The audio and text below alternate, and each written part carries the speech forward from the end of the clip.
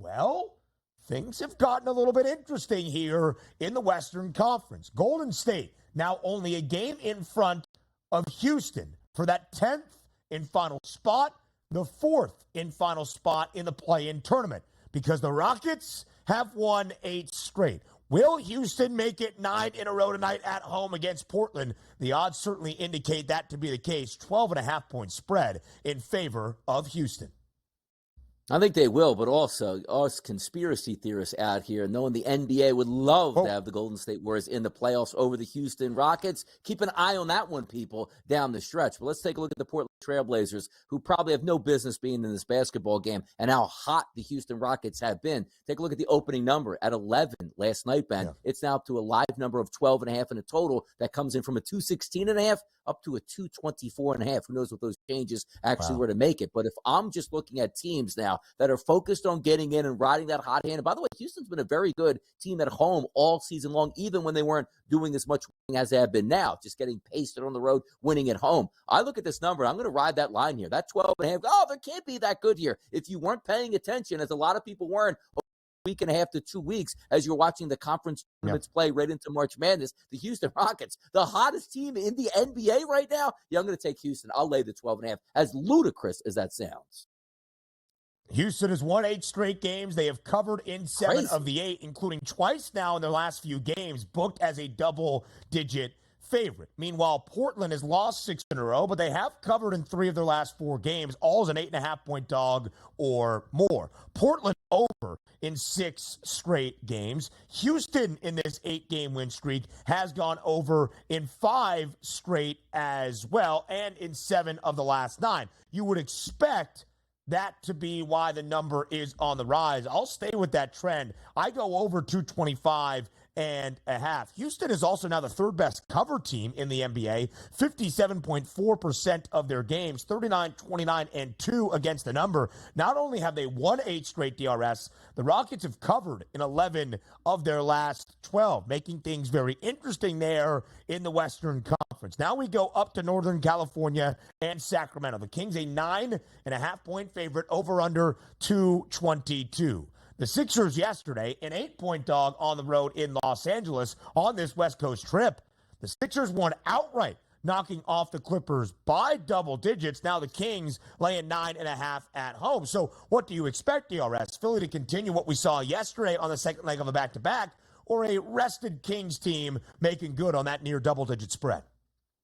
Here's the thing that you're going to take a look at with both of these teams coming in. It's not as if like, the Sixers won that basketball game, now they can relax. That just got them a little bit closer to actually getting back to that 6th seed, which is where you want to stay out of the play-in rounds. The Sixers currently a half game back of the Indiana Pacers, which is going to be a big game for them, but on vice versa, the opposite side. Look where the Sacramento Kings sit in the 7th seed here, and they are a half game back of the Phoenix Suns in the 6th spot. So if you are the Sixers, you don't have the luxuries anymore right now. Saying like, it's back-to-back here. We can rest some of these guys up because you don't have any cushion from being in that top 6 seed. You need to fight to get yourself back in there. So looking at the anticipated starting lineups tonight, you have Tyrese Maxey, Kyle Lowry, Kelly Oubre, as long as Tobias Harris and Mo Bamba. It's not a great roster as is, but you're going to have to lean on what you saw last night. Hey, can Maxey do a performance with 24 points again? The same thing where you haven't seen quite many performances out of Tobias Harris in Philadelphia. He gave you 24 last night. And what happens if we do see that lineup change a little bit by game time because somebody needs a night off, or who knows, a back spasm flares up, or a hamstring injury that we didn't anticipate from the night before. But if we're looking for the Kings side of it, Fox, Ellis, Barnes, Murray, and Sabonis, they should be able to roll tonight. I would be surprised if Sacramento does not win this game by double digits, Ben.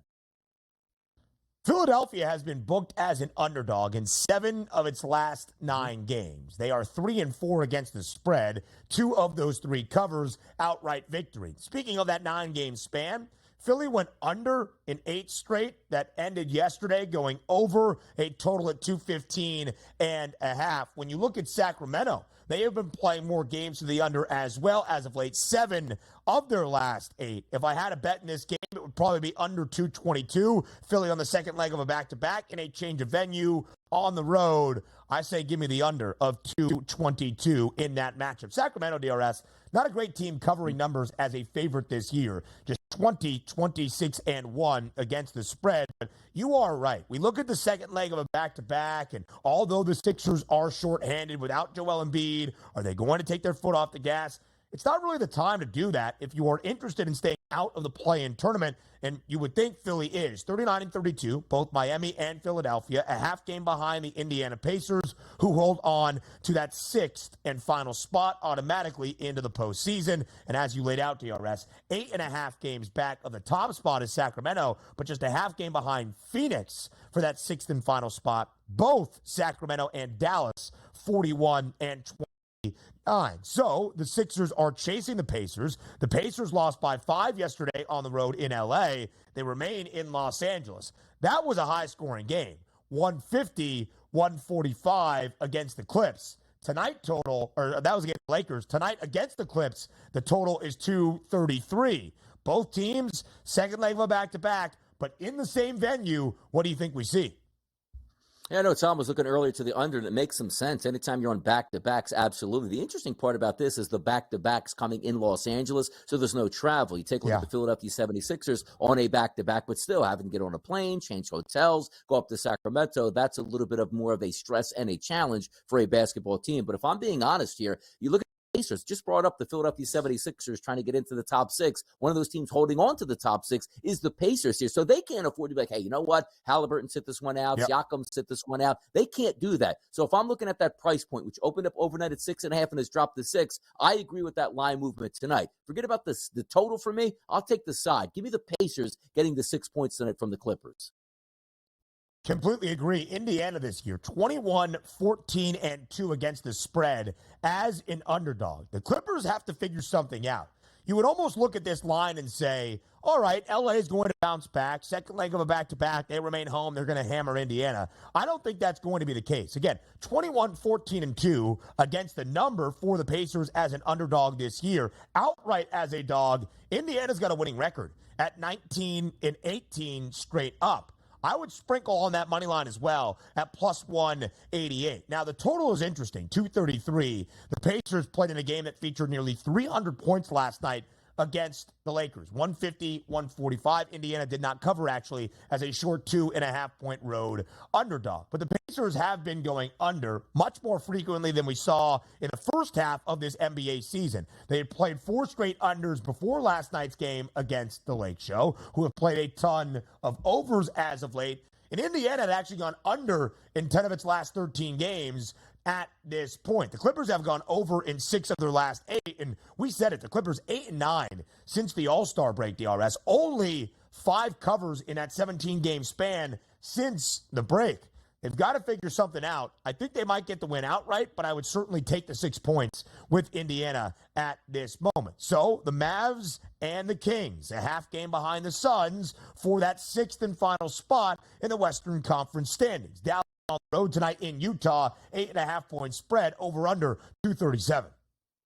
Yeah, we're taking a look at some of those haves and have-nots again. We don't think the Utah Jazz are going to make a miraculous run over these finals, let's just say 15 games here and win them all to try to get into the play-in round. That's not happening here, but the one thing we know about the Dallas Mavericks, they want to try to avoid the play-in round. This is a massive game for them. Overnight numbers here, minus 7.5 is a favorite towards the Dallas Mavericks. That's up to 8.5, and I agree with that. How about this total, 234.5? That's now risen to 237 as a live number here at the FanDuel Sportsbook. It's just so simple to me. You check the anticipated starting lineups, and if I find myself with Luka and Kyrie in that starting lineup, that's the way I'm going to go. Yeah. No longer is this a game where we're looking in December and January where, hey, let's just win some games because everything still matters. It doesn't matter all that much for Utah. It really matters for Dallas. And we always preface by saying this. It doesn't mean because it's a must-win game or you need it more that you're absolutely going to win. But that line is telling you something. On the road is an 8.5-point favorite in elevation. I'll take my chances. I'll go with Dallas in this one and lean towards where that line is going.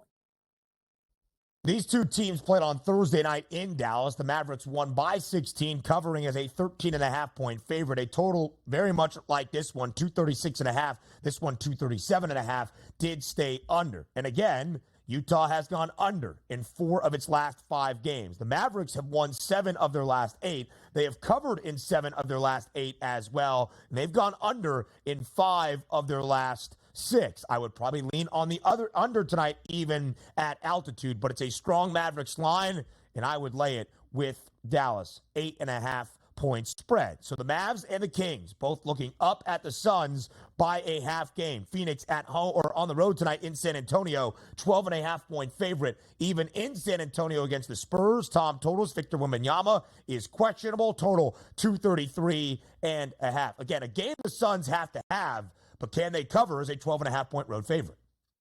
Again, we're just talking about like the haves and the have-nots once again on the road. So theoretically, that 10.5-point line overnight opens at 10.5, now sits at 12.5. That's because of that Wembanyama news. So if he is in the lineup, it's probably going to dip again to around that 9.5 to 10.5 range. But that total of 233.5 is enticing. But it's one of those games that's handicapping before 11 a.m. Eastern, and maybe the biggest player on the Spurs, obviously not playing in the basketball game, is going to dictate that. So it's one of those things of which way you feel. The Suns just want to win and get out of town. So right now, let's just say I think Wembanyama plays. I'll take the 12.5 points right now, because even if he doesn't play, it's still double digits on the road, where, again, it's not like, hey, Phoenix has to win by 32 tonight and they'll improve their standings. That's not the case. Win and get on with your life here, and I think the Suns will do that, but I'll take the points with the Spurs. These two teams did play on Saturday night. Phoenix, again, around this line of double digits, won by 25 in San Antonio and did cover. The Suns have won 3 straight. They've been a 9-point favorite or more in all 3 of those consecutive victories, and they have covered the number for a team that has the 3rd worst cover percentage in the NBA all season long. One final game to look at. Boston now has to vacate TD Garden as they get it ready for a Sweet 16 and Elite 8 action this upcoming weekend.